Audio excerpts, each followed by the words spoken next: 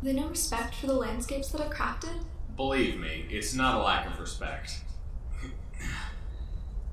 They believe that those things made by those who dwell above need to be cleared away to make space for the innovations of tomorrow. They'll use your creations in accomplishing those ambitions, but the chance they'll serve their original purpose is low. You resemble your species more than you realize. I'm sorry? It's almost high noon, and we agreed to meet here at 10, sharp. Well, sorry, when you have to uphold a commitment you made 1,000 years ago, sometimes the exact meeting time slips your mind. Many things can change in 1,000 years, but evidently a god's disposition isn't one of them. We didn't come to this world to change ourselves, we came to nurture it toward change. Are you certain the world has truly undergone change? I am. The settlements my people live in serve greater purpose now. Rather than simply housing them, they keep them warm, cool them when needed, Impressive though these places may be, I see the same species I witnessed in millennia past, occupying them. Agents of destruction and mongers of war, not content with ruling over what I have given them, they desire to rule even their brethren. There must be order in the world, lest it all fall apart. And to think you engineered one of the most empowering hierarchies in existence.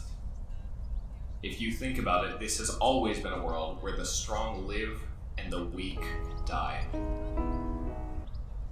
Is strength distributed on the basis of where people were born? And to whom? I didn't come here to argue with you, you know? I wanted to show you what my offspring have accomplished in the past 1,000 years. I assume you wanted to do the same. Your children, your plants, your animals have thrived remarkably well in a world of constant evolution. To survive and to thrive are very different things, my friend. Allow me to show you what I mean.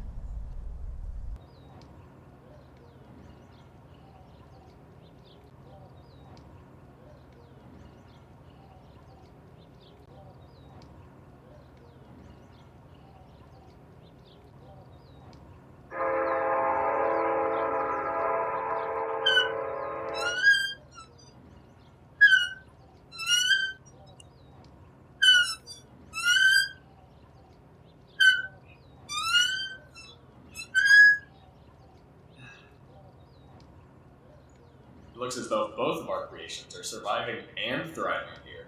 If you're bringing me here to prove a point, I'm afraid it's fallen flat. What have my offspring meddled with here that's bothering you? Look around. They comport themselves as protectors of nature, as they bastardize the inherent beauty of my landscape, and add things to it that never needed to be incorporated here. They are protecting these areas, though. Don't you see how green the grass is? And look! What? Is the point to leave everything the way it was before, or to move on towards peaceful coexistence?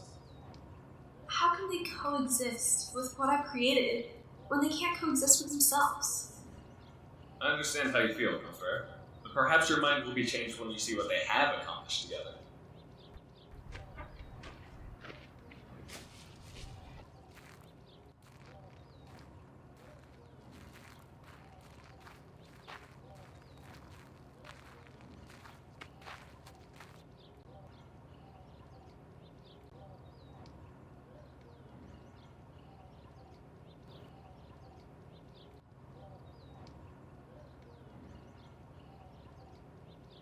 If I understood what this was accomplishing, I'm sure I'd be more impressed, but I don't get it.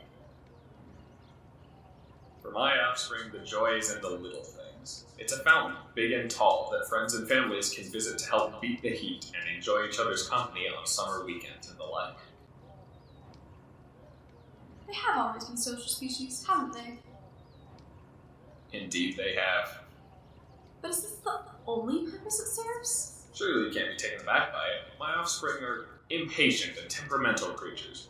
They require new things in the midst of those which are old. Is something bad just because it's been around for a longer time?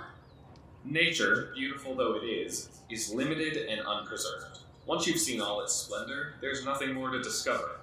That's why these humans are creating their own beauty. Have they not attempted to sail the sea of stars that lies above these blue skies?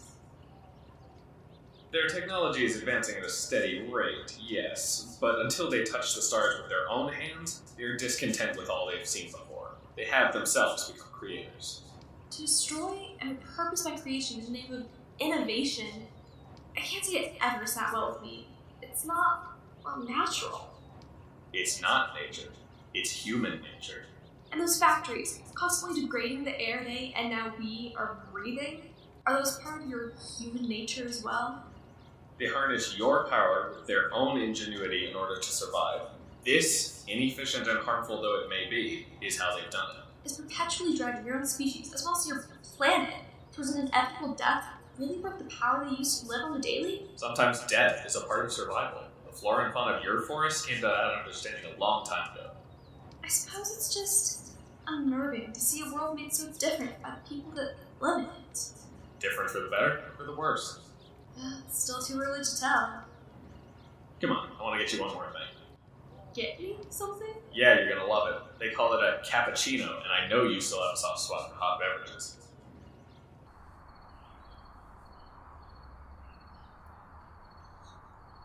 You know, I didn't mean for us to spend the day arguing with each other about our differences rather than finding what we have in common. If anything, both our natures, mine and yours, are in a battle for survival. Against each other, or Against themselves, against the world itself. how long do you think they'll survive? Not long. Even the sly cleverness of animal kind and the shrewdness of humankind won't keep them alive forever, taking time off the planet. You want to meet up again then? What works for you? How about at the end of time? We'll meet then and see how everything plays out. That might be a long time, don't you think? With the course everything's on now? I'm not so sure. Well, then I guess this is farewell. Or at least, see you next time. I forgot how bad at goodbyes you are.